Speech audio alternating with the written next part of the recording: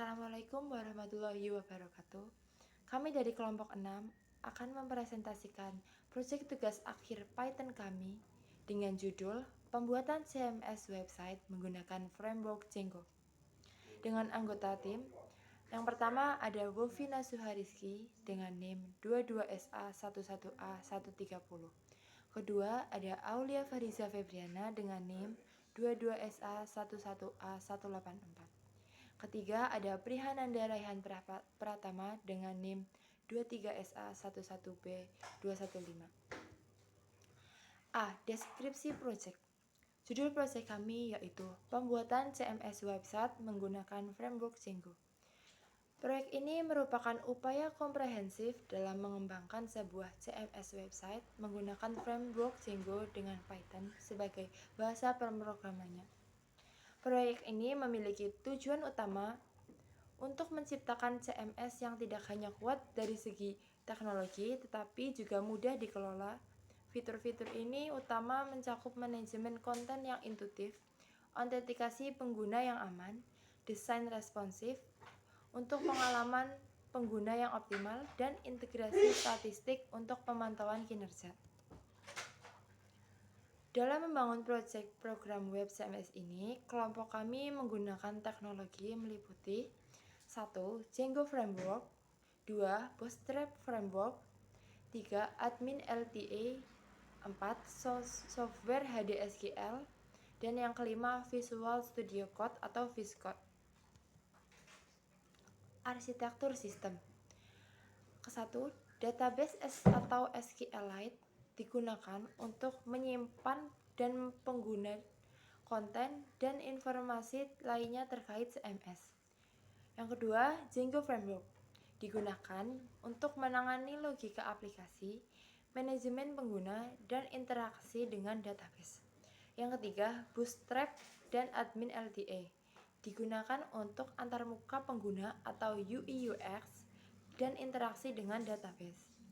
Dan yang keempat, ada HDSQL digunakan sebagai alat administrasi untuk pengelolaan konten yang masih dilakukan secara manual.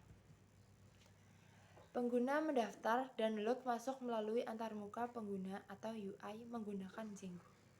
Admin utama mengelola seluruh CMS melalui Django, admin, dan HDSQL.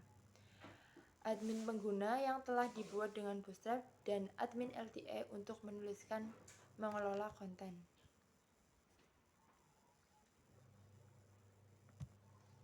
Baiklah, selanjutnya akan kami jelaskan mengenai demo project yang kami buat.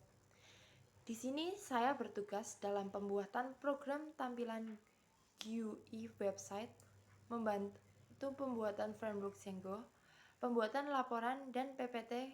Kemudian teman saya, Nanda, bertugas dalam pembuatan program tampilan GUI template dashboard admin LTE pada framework Django. Dan selanjutnya, Wofi bertugas dalam pengoneksian database dan pemrograman pemrosesan framework.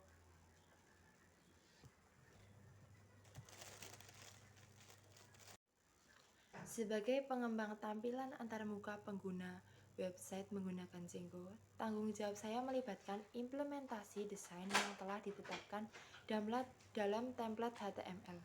Berikut adalah penjelasan lebih lanjut terkait dengan beberapa elemen khusus yang akan saya sebutkan. Yang pertama ada tag load static admin app. Tag ini digunakan untuk memuat file statis seperti gambar dan merujuk pada app Django dengan file nama admin app. Ini memungkinkan pengguna file statis dan sumber daya dari aplikasi Django tertentu. Yang kedua, tag judul situs pengaturan. Tag ini digunakan untuk menampilkan data atau konten tertentu, dalam hal ini judul situs. Data tersebut diambil dari database melalui pengguna filter pengaturan. Ini membantu membuat konten dinamis di halaman web. Yang ketiga, tag static starter img Django Framework PNG. Ini adalah tag template khusus di Django yang menghasilkan URL yang benar untuk file statis. seperti gambar. Dengan menggunakan tag ini, saya dapat merujuk dengan benar ke file gambar pada halaman website utama. Yang keempat, ada tag static starter JS main.js. Tag template ini menghasilkan URL dengan benar untuk file JavaScript statis. Hal ini memungkinkan integrasi yang sistematis dari script JavaScript di halaman website. Dalam hal ini, file main.js dari direktori starter.js. Yang kelima, ada JavaScript yang digunakan untuk membuat efek visual dan animasi. JavaScript digunakan untuk memberikan efek visual dan animasi pada halaman web. Contohnya dapat mencakup perubahan warna, animasi elemen, atau efek transisi. Integrasi JavaScript ini dapat membuat tampilan website lebih dinamis dan menarik bagi pengguna. Dengan menggabungkan semua elemen ini, saya berperan dalam menciptakan tampilan antarmuka yang responsif, estetis, dan dinamis. Pengguna tag khusus Django memastikan integrasi yang lancar antara backend Django dan frontend HTML.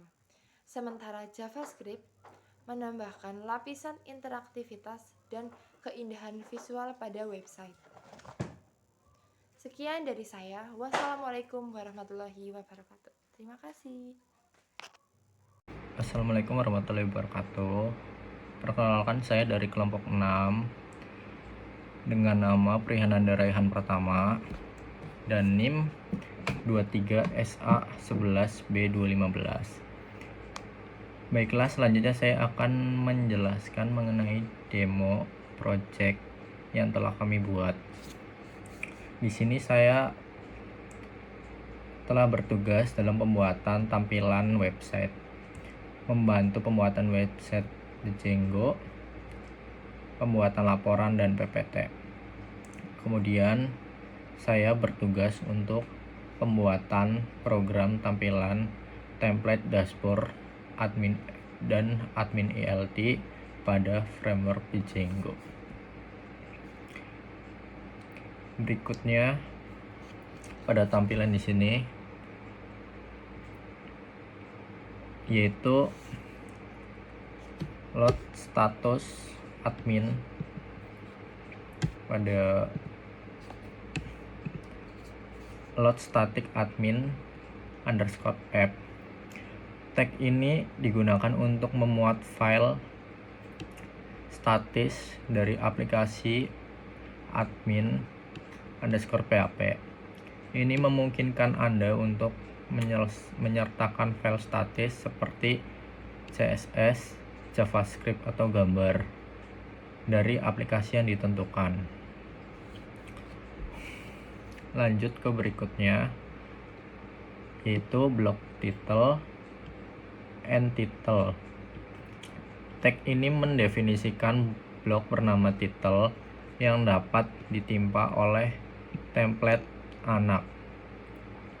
Kontennya akan digunakan sebagai judul dokumen HTML.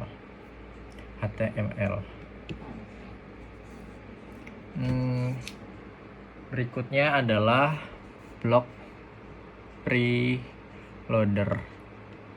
Blok and preloader mendefinisikan blok bernama preloader di mana template anak dapat diberikan konten yang ditampilkan sebagai preloader sering digunakan untuk menunjukkan bahwa halaman sedang dimuat.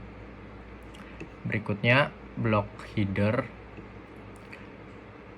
and block header mendefinisikan bernama header untuk template anak memberikan konten untuk header halaman. Ini menyertakan dan merender bilah navigasi atas. Selanjutnya blok sidebar mendefinisikan blok sidebar di mana template anak memberikan konten untuk navigasi sidebar. Lanjut, block breadcrumb and block breadcrumb. Mendefinisikan blok bernama breadcrumb untuk template anak memberikan konten navigasi breadcrumb. Lanjut, blok konten, yaitu mendefinisikan blok bernama konten untuk template anak memberikan konten utama halaman. Lanjut, yaitu di bawahnya ada blok footer, yaitu mendefinisikan blok bernama footer untuk template anak memberikan konten untuk bagian footer halaman. Lanjut, yaitu blok page_script, mendefinisikan blok bernama page_script dengan template anak menyertakan JavaScript tambahan yang spesifik untuk halaman tertentu.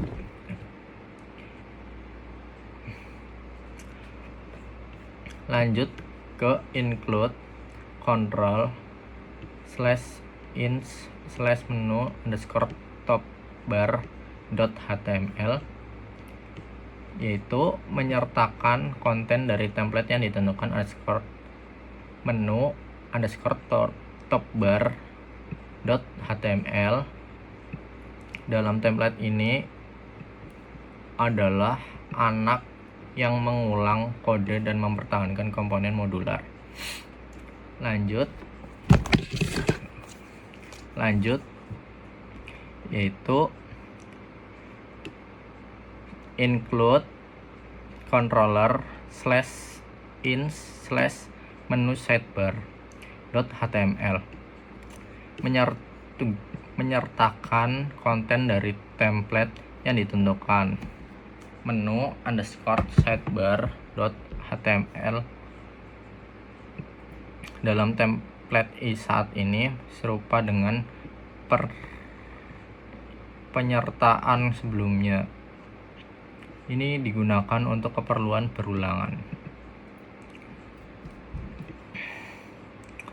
Lanjut, yaitu include controller/ins/footer.html, yaitu menyertakan konten dari template yang ditentukan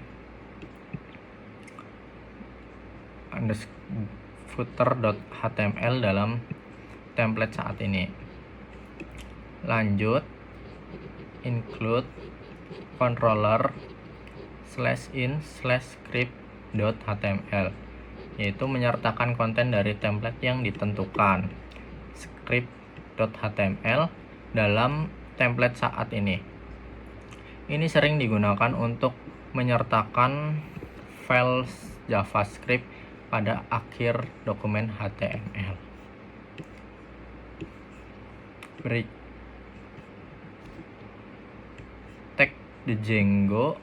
Tag dan konstruksi di Django ini merupakan struktur yang modular dan dapat digunakan kembali dalam template sehingga memudahkan pemeliharaan dan pengembangan tata letak aplikasi web.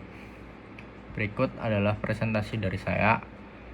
Assalamualaikum warahmatullahi wabarakatuh. Terima kasih untuk Mas Nanda dan Mbak Aulia atas penjelasannya di sebelumnya. Selanjutnya saya akan menjelaskan tentang demo project dan sistem pemrosesan yang ada di framework CMS ini. Ya. Yang pertama harus dilakukan adalah menjalankan script untuk menjalankan local server di komputer teman-teman ya. Nah, dengan menggunakan Windows PowerShell. Nah, di sini kita memasukkan perintah yaitu system-env/script/if untuk mengaktifkan script yang ada di framework folder. Kemudian kita menjalankan servernya dengan perintah python manage.py run server. Tunggu sampai alamat IP keluar. Nah, ini adalah alamat IP yang kita gunakan untuk mengakses halaman Framework Django.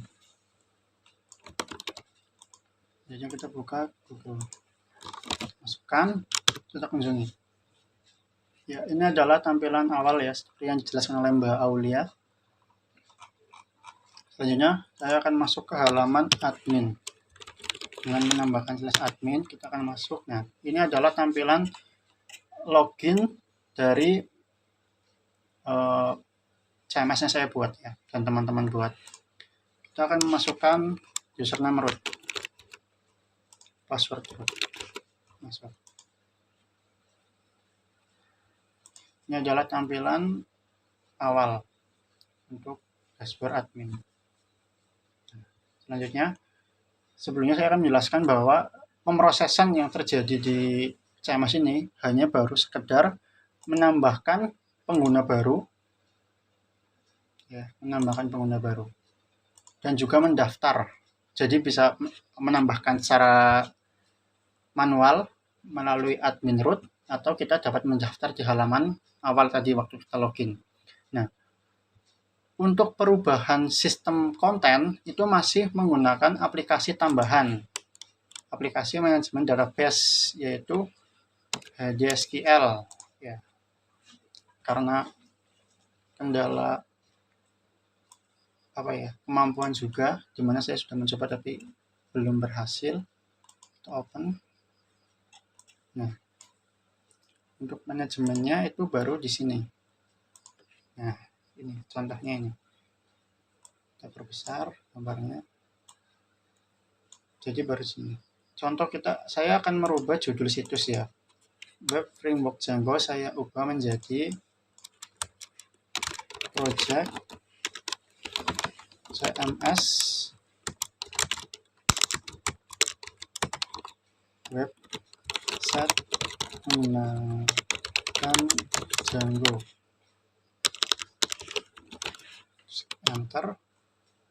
Kemudian ya tersave, kita buka halamannya dan kita kembali ke halaman website utama, maka akan berubah sesuai dengan apa yang kita rubah di software manajemen database gitu ya teman-teman. Dan ini nantinya akan terintegrasi ke bagian halaman admin.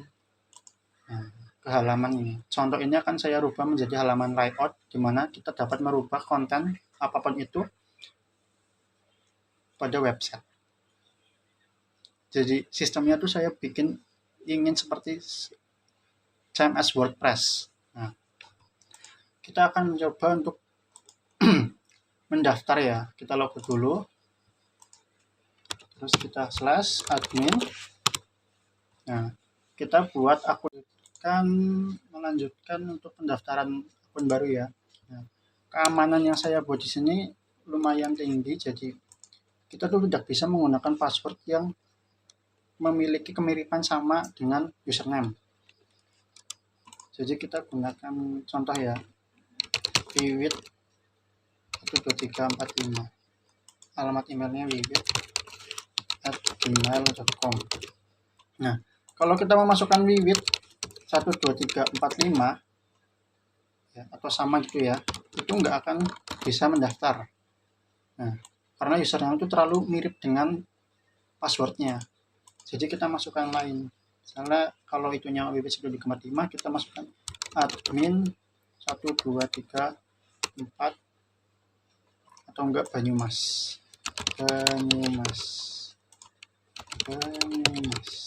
Daftar. Nah, oke. Masuk ya. Jadi kita login. Nah, sebelum itu saya sudah menjelaskan di awal kalau halaman yang dapat dimuat. Untuk saat ini saya belum membuat halaman untuk akun selain root ya. Jadi saya hanya berhasil baru membuatkan halaman untuk root saja. Oke, seperti ini ya. Ini belum terbuat halamannya. Kita lanjut ke root.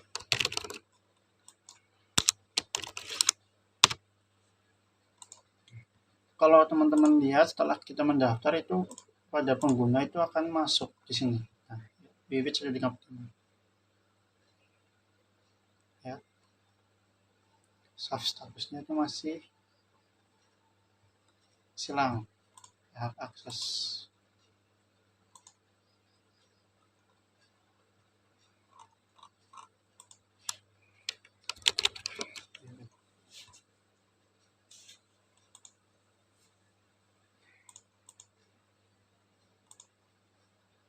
Ini adalah grup yang saya buat, kemudian pengguna.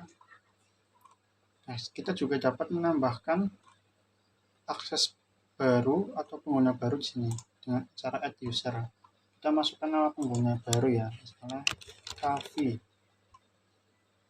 Kita tambahkan admin Kavi. Kata sandinya gedung G.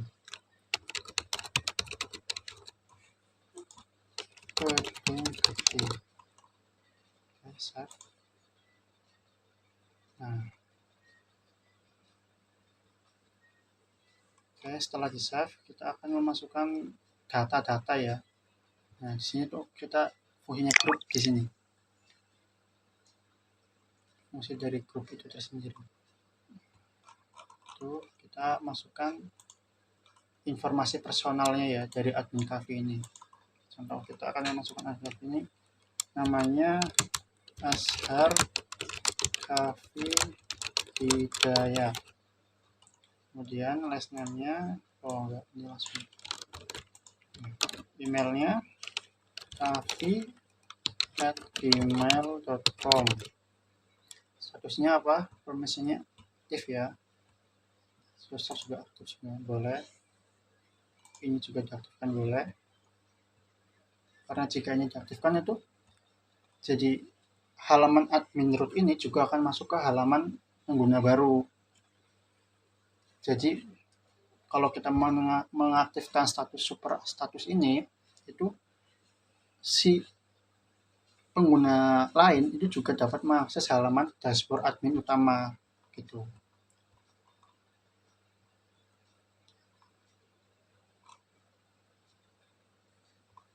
Kita save.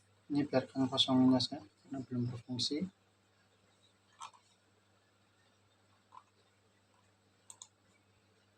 Nah, oke. Admin Kavi ya.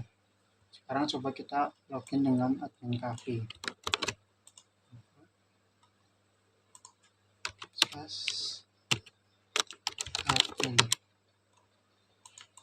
Admin Kavi.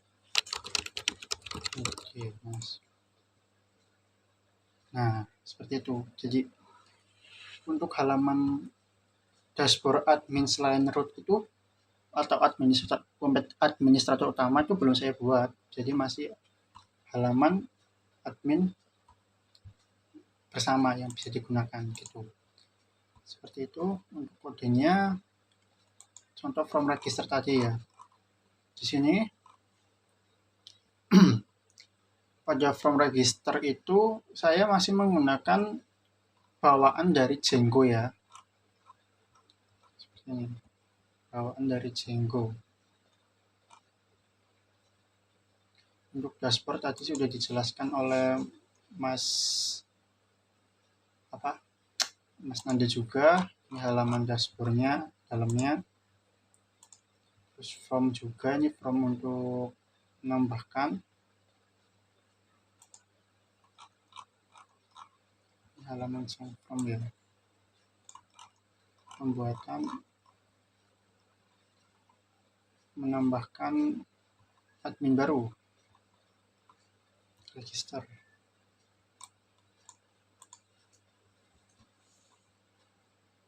Kemudian juga untuk tadi yang dijelaskan oleh Mas Nanda mengenai menu sidebar dan